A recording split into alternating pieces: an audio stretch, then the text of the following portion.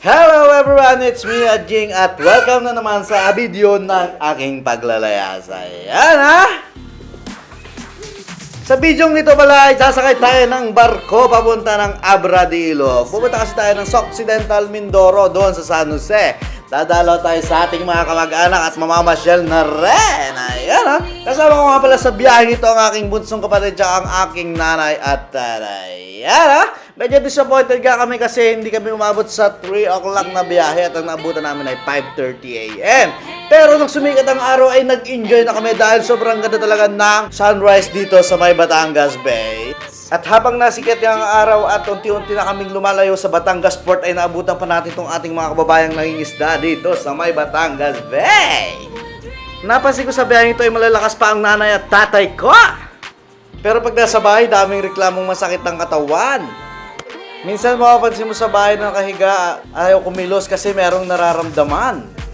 Pero pag layasan na, sobrang taas ng energy. Sobrang excited kaya siguro nakakondisyon ng mga katawan neto. Hindi na sana namin sila paakit sa taas ng barko, pero nung niyaya namin, gustong gusto. Gusto rin ma-experience yung sariwang hangin at magandang view. Usapan kasi namin sa sasakyan na lang sila magstay habang nasa barko. Siguro sadya talaga nakakapawi ng mga sakit-sakit sa katawan ng pagbabiyahe. Kaya kung meron kayong mga magulang dyan na nakatambay lang sa bahay at mga retired na, subukan yung isama sa biyahe, baka lumakas-lakas pa, diba?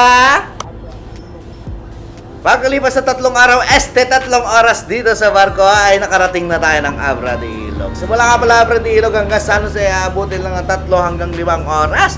Depende yan sa inyong stopover. Pag meron kang kasamang ihirang-ihi, ay talagang sobrang haba ng biyahe.